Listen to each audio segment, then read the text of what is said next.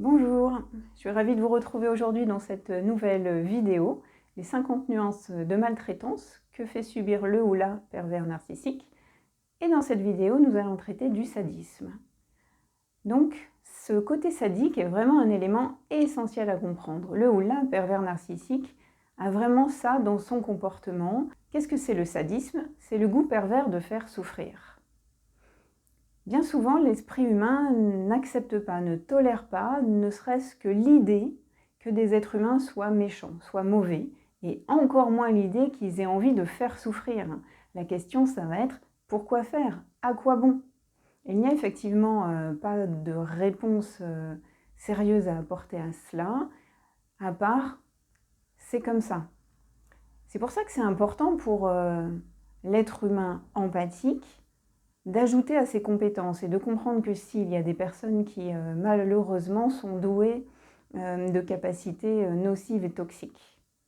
C'est un petit peu quitter son innocence, sa naïveté, c'est vrai, mais c'est aussi du coup augmenter sa clairvoyance, une plus grande compréhension des êtres humains. Parce qu'hélas, effectivement, ça n'est pas écrit sur le visage, voilà, on n'a pas des étiquettes plantées sur notre visage qui viendraient dire aux autres voilà, si on est sadique, si on est narcissique, si on est pervers, ou si on est jaloux, si on est infidèle, si on est quelqu'un d'indifférent, si on a une tendance à abandonner les projets et les gens. Vous avez compris, on n'a pas cette façon de lire facilement les individus.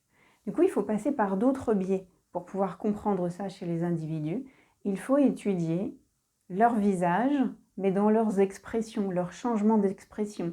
Est-ce qu'il y a de la sincérité sur le visage? Ou est-ce qu'il y a un masque? Est-ce qu'il y a un changement de masque?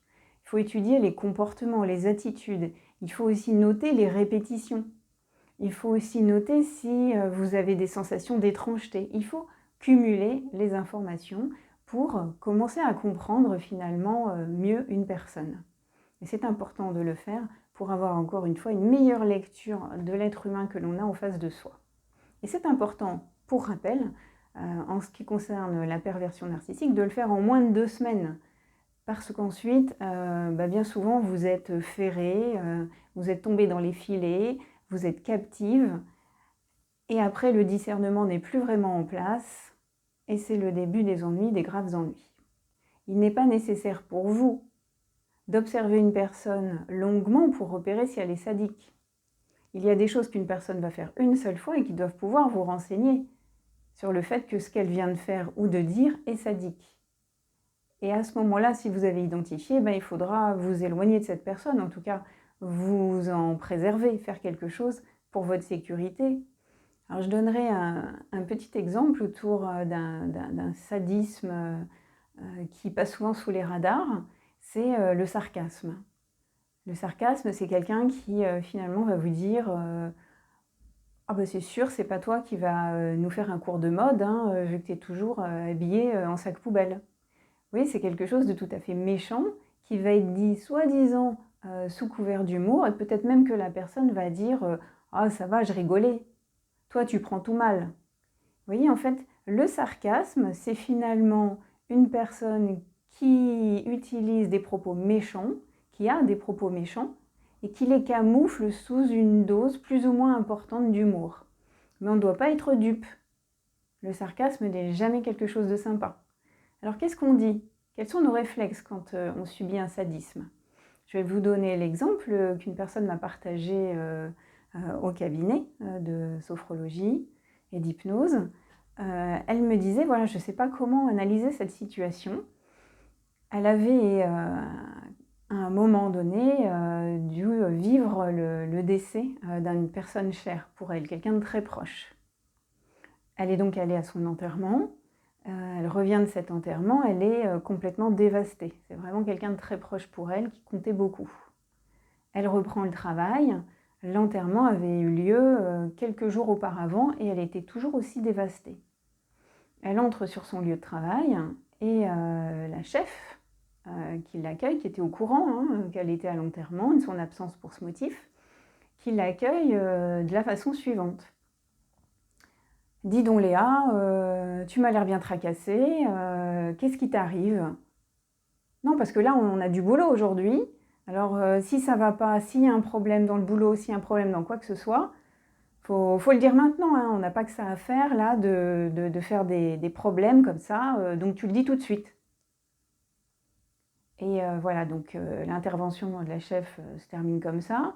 La jeune femme est complètement abasourdie et elle se dit: «Mais elle sait bien pourtant que j'étais à l'enterrement, j'ai pas l'air d'être en train de faire la gueule, Voilà, cette personne en fait, son ressenti a été: «Pourquoi elle me parle comme ça?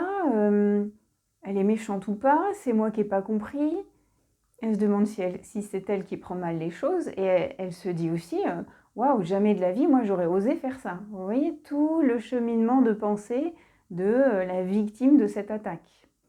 L'analyse qui revient de faire de l'attitude de cette personne, la chef, c'est que c'est tout simplement en vrai inadmissible, c'est improbable, c'est injuste, c'est socialement complètement inadapté cette attitude.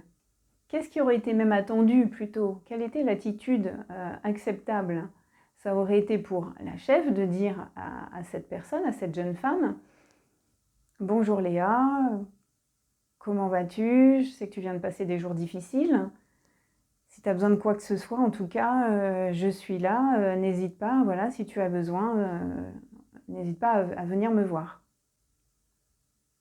Dites-moi ce que vous en pensez en commentaire. En tout cas, comment vous vivez cet exemple? Comment vous sentez-vous l'écart entre cette attitude, le premier accueil qui a été cité et un accueil comme ça, tout à fait plus admissible, plus acceptable? En tout cas, l'écart est énorme et effectivement, sur une scène aussi violente, perdre un être cher, revenir d'un enterrement, se faire secouer comme ça de la sorte, alors qu'en vrai, normalement, on attend socialement un accueil du style: «Voilà, je sais que tu vas pas bien, s'il y a quoi que ce soit, n'hésite pas, je suis là». Ou au moins, heu, voilà, s'il y a quoi que ce soit dans la journée, n'hésite pas à venir me voir. Une attitude professionnelle en tout cas. Vous voyez que ce soit socialement ou professionnellement, l'attitude n'était pas juste, n'était pas adaptée. Et c'est tout à fait sadique, cette attitude d'attendre qu'arrive, la jeune femme qui revient d'un enterrement pour l'attaquer de la sorte. Ça fait souffrir ce qu'elle a fait. C'est tout à fait un goût pervers de faire souffrir. Alors je voulais vous donner des exemples de sadisme, mais liés à l'enfant, pour que vous compreniez mieux comment finalement un sadique devient adulte ou comment un adulte est sadique. Parce qu'en fait, ce qu'il faut comprendre, c'est que il était déjà enfant. C'est pas quelque chose qui va venir avec le temps. Prenons cet exemple, un enfant de 8 ans, 10 ans, il met son cartable derrière la porte d'une classe. Les élèves sont en classe, il met son cartable derrière la porte, peut-être même l'a-t-il laissé avant le cours. En tout cas, il sait que quand la porte va s'ouvrir, ça va faire un obstacle. Donc effectivement, ça ne manque pas. Le cours se termine. Les premiers élèves qui sortent de là se cassent la figure sur le cartable. Les suivants s'accumulent sur les premiers. Il y a des roulés-boulés, des gens qui dans l'élan se retrouvent à partir un peu plus loin. Et puis ça fait bouchon parce que les derniers ne peuvent pas sortir de la classe. Résultat des courses, vous en avez qui se sont retrouvés à se faire marcher dessus. Certains ont vu leurs doigts écrasés dans la bousculade, il y en a un qui est allé se fondre la tête dans le radiateur d'en face, et il y en a qui ont eu mal de partout, qui se sont fait écraser la tête. Il y a eu des bousculades, bref, de nombreux élèves ont été blessés d'une façon ou d'une autre, et vous avez celui qui a mis le cartable derrière la porte qui, lui, se roule par terre de rire. Il jubile, il se marre, ça le fait rire qu'il y ait eu cet embouteillage, que tout le monde se soit cassé la figure et soit allé se mettre la tête dans le radiateur. Ce gamin, il est mort de rire. Et bien voyez-vous, ça c'est une attitude complètement sadique de la part de cet enfant. Prenez un autre exemple. Cet enfant, admettons, à 11 ans, il donne rendez-vous à un copain à la sortie de la classe qui l'attend du coup à 16h30 par exemple. Alors il a donné rendez-vous à son copain, mais il a bien prévu de ne pas être au rendez-vous, exprès pour lui poser un lapin, lui faire un sale coup. Donc le copain, effectivement, il va être à 16h30, après les cours, il va aller attendre l'autre copain qui l'a invité, et cet autre copain va jamais venir. Donc il va attendre, il va se faire du souci, il va être déçu, il va se poser 1000 questions, puis il va finir par rentrer chez lui, sans comprendre ce qui s'est passé, et peut-être même en s'inquiétant pour le copain qui n'est pas venu. Et pendant ce temps-là, l'autre qui a mis en place ce sale coup, qui a fait ce plan tout à fait pas sympa, et ben lui il se marre parce qu'il sait très bien que l'autre l'a attendu et qu'il s'est inquiété, qu'il a été déçu, etc., etc. Il sait très bien. Donc voilà, ça aussi, c'est sadique. Un autre exemple, plus tard, peut-être 14-15 ans, un jeune homme donc invite une fille à aller danser. Le soir même, elle s'est fait belle, elle l'attend et il ne passe pas la chercher. Donc du coup, elle se rend à la fête, toute seule, en se disant qu'elle allait retrouver de toute façon les copines. Et quand elle arrive sur place, il y a bien les copines, mais il y a aussi le fameux gars, le fameux jeune homme qui l'a invité, mais il est là-bas sur place avec une autre fille. Vous imaginez bien que là, c'est complètement cruel et complètement sadique. Et là, il va lui dire, en fait, j'avais pas compris que tu avais dit oui. Du coup, j'ai invité Carla à ta place. Et voilà. Et là aussi, ça fait du mal. Donc tout ça fait du mal. Ça fait du mal à la jeune fille, finalement, d'avoir rêvé cette soirée, d'être finalement réjoui de tout ça et d'être déçue. Celui qui attendait le copain, finalement, il est déçu parce qu'il n'est pas venu et l'autre lui a peut-être dit qu'il avait eu un empêchement. Et dans le premier cas, le gamin s'est réjoui que tout le monde se casse la figure et se fasse mal. Voilà différents exemples d'un enfant, adolescent, qui s'amuse des autres, qui finalement se réjouit de leur souffrance et qui s'amuse de ça et qui jubile bien. Donc vous imaginez bien qu'un enfant qui fait ça, 2 décennies plus tard, il a un paquet d'expériences sur faire souffrir les autres. Il a un grand niveau de sadisme. Et un sadisme comme ça, vous voyez, pas à venir faire mal avec un couteau, pas à venir asticoter de choses graves, mais comme ça à poser des lapins, à causer des déceptions, des attentes, tout partout autour de lui, de se réjouir du malheur des autres et d'en jubiler. Donc, 2 décennies plus tard, encore une fois, ça fait une personne avec une très grande expérience. Vous pouvez avoir devant vous quelqu'un qui a 25 ans, qui a du coup, depuis déjà 15 ans, peut-être 20 ans, fait souffrir un bon nombre de personnes. Il a déjà énormément d'expérience. Donc imaginez quand vous les croisez plus vieux encore dans leur vie. Ils ont des expériences hyper nombreuses dans le domaine.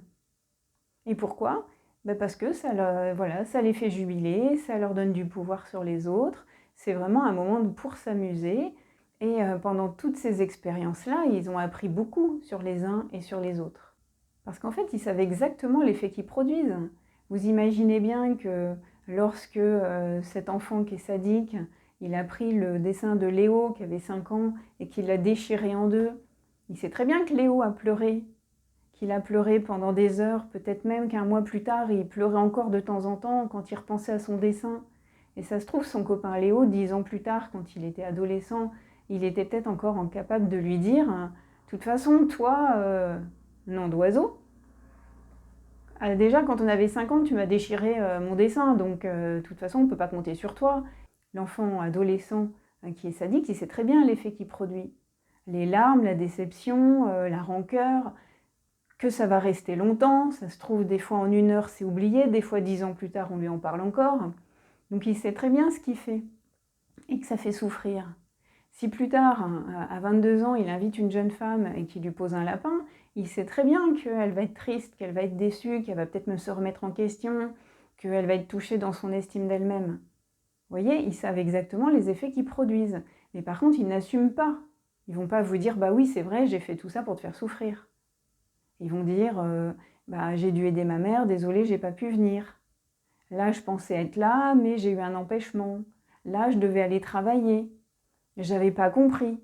Vous voyez, évidemment qu'ils vont pas vous donner la vraie raison, mais eux, pendant ce temps-là, ils se sont bien marrés. Un élément à comprendre, c'est qu'ils ont beaucoup d'éléments de langage. Ils ont un discours différent selon les interlocuteurs. Par exemple, imaginons le cas d'un jeune homme qui drague, qui flirte une jeune femme, et alors qu'il a déjà une copine à côté, et finalement, ils vont s'embrasser, et puis peut-être même, du coup, qu'ils vont partager une intimité, et qu'ils vont faire l'amour ensemble. Admettons qu'à ce moment-là, il croise ses copains, enfin le lendemain il croise ses copains et il va pouvoir faire le malin. Et dire, bah dis donc, j'ai mis le paquet les gars, mais qui c'est qui a eu Léa dans son lit hier soir? Pan pan pan, c'est moi. Donc il va être très fier. Si en revanche il croise son amoureuse du moment, celle qui voilà qui sait pas ce qui s'est passé, ou qu'elle suspecte quelque chose, il va lui dire, mais je savais pas, voilà, je ne pensais pas. Et sous-entendu, derrière dans la parenthèse, il va se dire, je savais pas que mon plan, et ben finalement allait fonctionner et que ça allait marcher. Non, il va vous dire, mais je savais pas. Il peut même vous dire, je voulais pas te faire de mal. Mais dans sa tête, derrière, c'est virgule, mais je m'en fous. Vous voyez, il y a toujours des formulations dans sa tête, des formulations silencieuses pour vous, mais dans les éléments de langage, évidemment qu'il ne va pas vous dire la vérité. Il va vous dire, je pensais pas, je savais pas, je voulais pas. Sous-entendu, c'est une fatalité qui a pris le dessus, que c'est vraiment pas de sa faute, il n'avait aucune intention. Alors que si vous le croisez, qui raconte son histoire avec ses copains ou avec des personnes avec qui il peut se confier, jubiler, ou même pour lui tout seul dans son coin, et ben il a un autre niveau de discours. C'est donc une seconde nature en fait de retomber sur ses pieds, de retourner sa veste, de jouer avec les mots. C'est un réflexe complètement interne. C'est quelque chose dont ils ne sont même plus conscients. Ils sont complètement habitués à, voilà, à jouer comme ça et à essayer finalement de se faufiler entre les questionnements et entre les attaques. Si on lui dit pourquoi tu as mis ton cartable derrière la porte, quand il avait 8 ans, il va déjà être en train de vous dire bah, je n'ai pas fait exprès, je ne me suis pas rendu compte de ce que ça allait faire.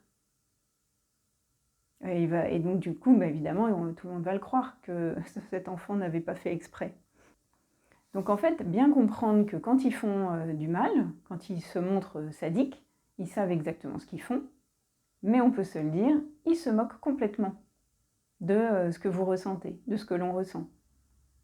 Ils jubilent, ils s'amusent, ils prennent le pouvoir, ils passent un bon moment. Le sadique n'a pas d'empathie, le pervers narcissique n'a pas d'empathie. Et si on les laisse aller jusqu'aux confidences, vous pouvez avoir certaines informations. Ainsi, je me souviens d'un monsieur que je questionnais sur une ex-compagne qu'il détestait profondément. Et il en était arrivé à partager qu'effectivement, s'il trouvait cette personne, son ex-compagne, en train de se noyer, eh ben, il n'irait pas la secourir. Et il a même dit, je mettrai même la main sur sa tête. Tout le monde comprend ce que cela veut dire. Donc voilà, le goût de faire souffrir. Donc ça, c'est complètement sadique. J'ai vu une autre personne sur le plan professionnel gérer le dossier d'une cliente, s'en occuper pendant un certain temps, ce qui fait que le dossier était très avancé, et arrive le moment où il fait du silence radio. Il ne répond plus à ses appels et ses messages. En tant que pervers narcissique, il a fait le coup du silence radio à sa cliente. Pourquoi le fait-il ? Parce qu'il était venu le moment pour lui de rigoler un peu. Il savait que sa cliente était acquise, elle ne pouvait pas aller voir ailleurs puisque tout était entièrement personnalisé. Elle ne pouvait pas confier ce dossier à un autre professionnel au risque donc de devoir repartir à zéro, sachant qu'elle avait déjà mis dans les 20 000 € sur son projet. Donc, elle était pieds et poings liés.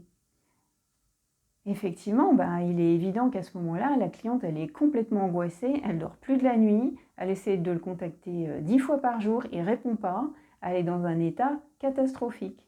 Quand vous lui dites, c'est fou, c'est normal, ta cliente là doit devenir dingue, et vous le voyez être complètement réjoui. Le visage de la jubilation, je vous renvoie à la vidéo, les 8 visages suspects du ou de la pervers narcissique.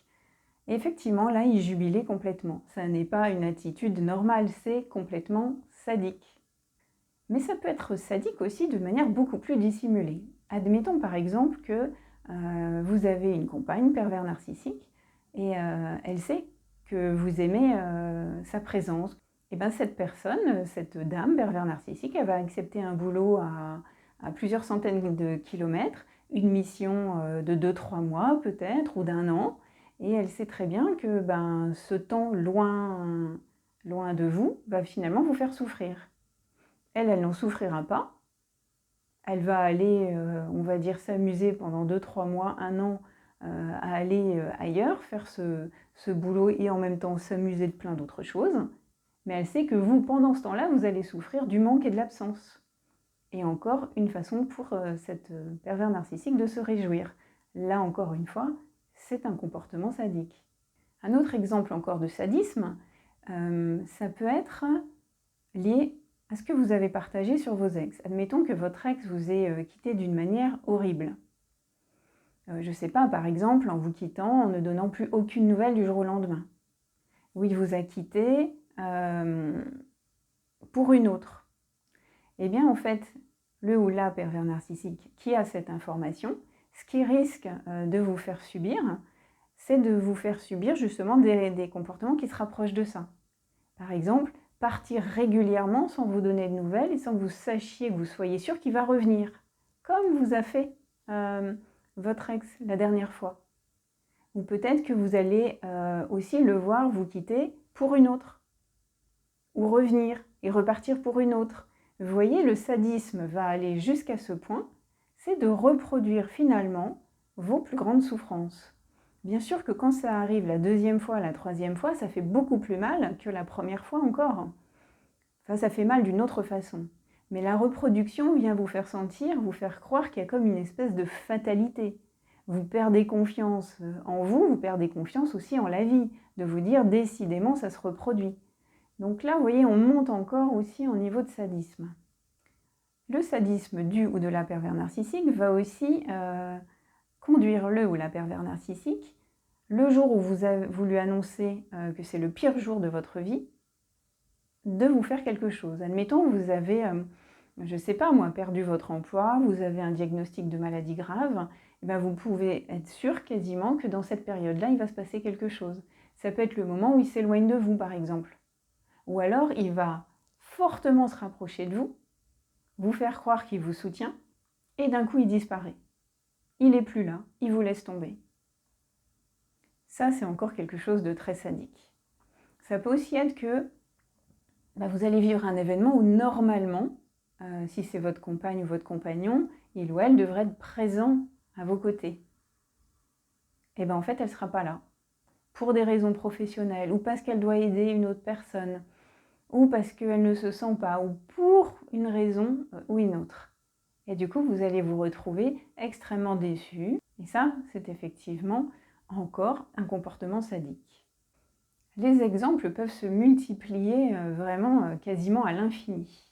De nombreuses personnes vivent le sadisme, en tout cas dans une relation de perversion narcissique. Vous allez forcément vivre le sadisme, puisque c'est un des comportements qui composent la personnalité pervers narcissique. Vous commencez à entrevoir maintenant comment se cumulent les événements. Vous pouvez subir un sadisme sans forcément être en train de vous en rendre compte, mais vous êtes en train de vivre une souffrance. Vous deviez le voir, il n'est pas là. Vous êtes à un moment donné où c'est difficile, il n'est pas là. Où il est en train de vous faire un silence radio alors qu'il aurait dû vous répondre. C'est un acte sadique. Vous êtes du coup un peu en manque ou en détresse. Peut-être même qu'à ce moment-là, vous êtes triangulé avec une sœur. Il vous stresse sur d'autres sujets en goutte à goutte et vous êtes du coup malheureuse. Il vous culpabilise peut-être sur un dossier, un sujet en cours. Vous voyez maintenant comment déjà à la fin de votre journée, vous êtes mal en point. Voilà ce que je voulais vous partager aujourd'hui sur cet élément tout à fait important du sadisme. Donc mettez-moi en commentaire toutes les questions que vous avez sur ce sujet. J'y répondrai donc en commentaire ou dans une vidéo dédiée. Si vous avez aimé cette vidéo, je vous invite à mettre un like pour me soutenir. Pour être informé des vidéos à venir, je vous invite à vous abonner, à activer la petite cloche grise. Et puis je vous retrouve bientôt pour la suite des comportements ou les réponses à vos questions. Prenez soin de vous. Pensez à vous informer sur la perversion narcissique, ce que vous faites là. Bien comprendre le lien avec votre vie. Sortir si vous le pouvez. Chacun à son propre tempo, à sa façon, comme c'est possible. Et puis de guérir, encore une fois, sophrologie thérapeutique, hypnose thérapeutique, EMDR, des techniques puissantes qui vont vers la guérison des traumatismes. Je serai ravie de vous retrouver bientôt. Prenez soin de vous. Au revoir.